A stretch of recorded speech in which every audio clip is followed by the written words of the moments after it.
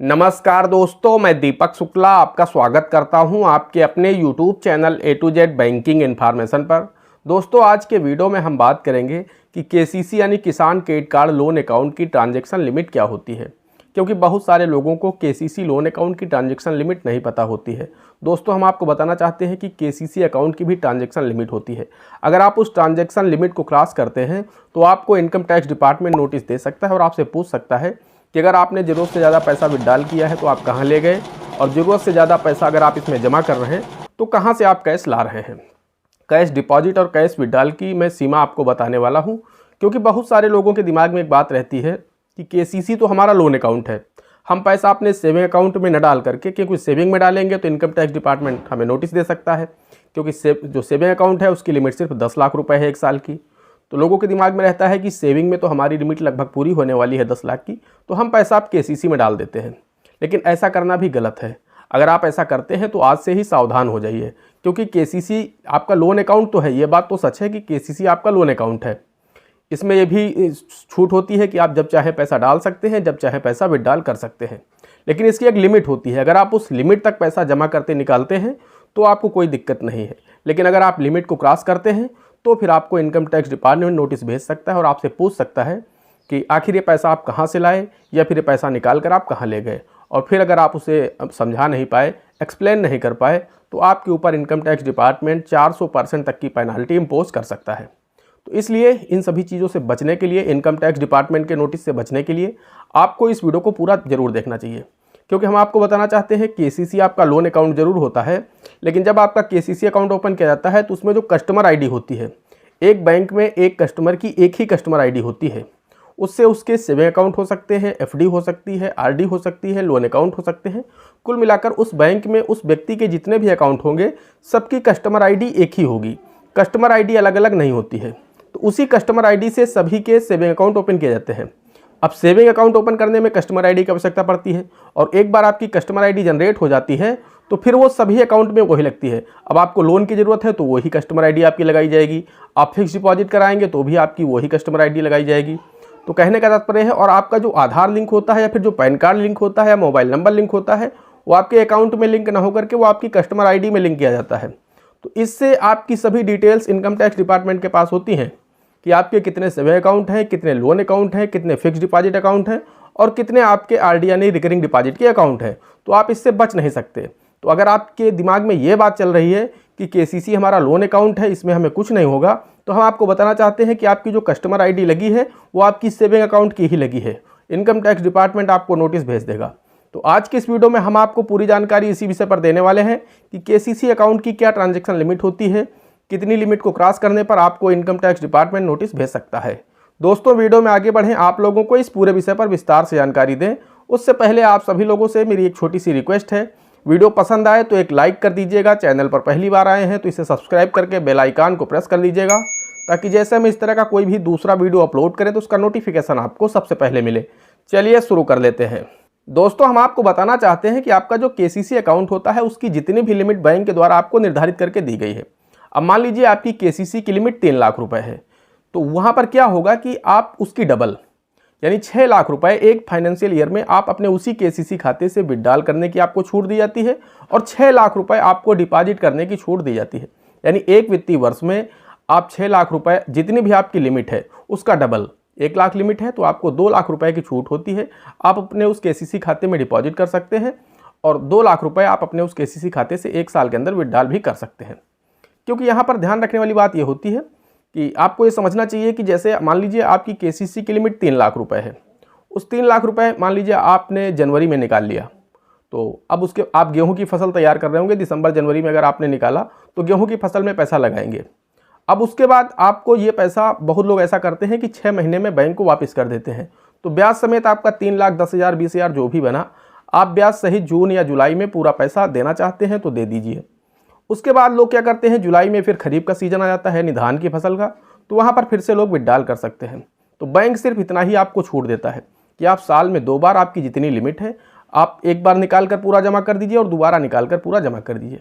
तो यहाँ पर आपके पास ये विकल्प होता है, आप चाहे तो जितना पैसा मान लीजिए आपने जनवरी में निकाला तो आप इसे जब चाहें, 1 साल का आपके पास टाइम होता है। अगर 1 साल के अंदर आप इसे वापस करते हैं तो सब्सिडी मिल जाती है 3% की नाबार्ड के द्वारा जो दी जाती है।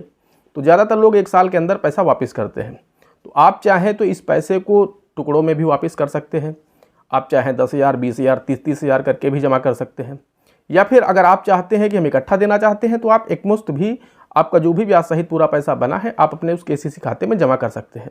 और वही चीज़ विड्रॉल में भी होती है कि अब आपका पूरा पैसा अगर जमा है, पूरा केसीसी आपका नील है, आपकी लिमिट 3 लाख रुपए है, तो आपको अगर ज़रूरत है तो आप इकट्ठे भी 3 लाख अपने उस केसीसी खाते से विड्रॉल कर सकते हैं।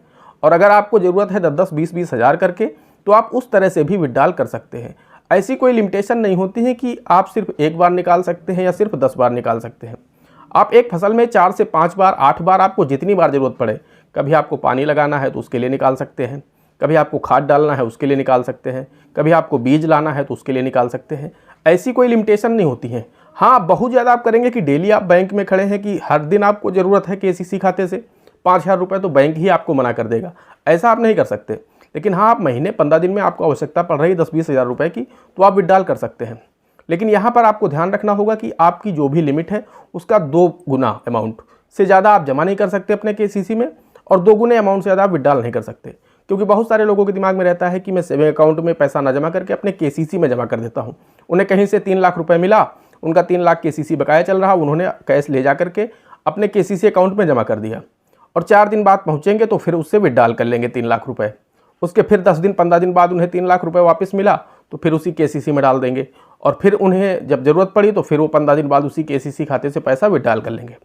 ऐसा करना गलत है। इनकम टैक्स डिपार्टमेंट आपको नोटिस भेज करके आपसे पूछ सकता है कि आपके पास ऐसी कौन सी फसल होती है जहाँ पर आपकी 15-15 दिन में फसल तैयार भी हो जाती है। आप 3 लाख रुपए निकाल करके ले जाते हैं, अपनी फसल में लगाते हैं, और 15 दिन, 10 दिन, महीने भर में आप वापस ला करके पूरा पैसा जमा कर देते हैं। ऐसी तो कोई फसल होती नहीं कि आप उसे 15 दिन या 30 दिन में वापस कर दें। मिनिमम कोई भी फसल तैयार होने में, पक कर के, कट कर बिकने में 6 महीने का समय लगता है।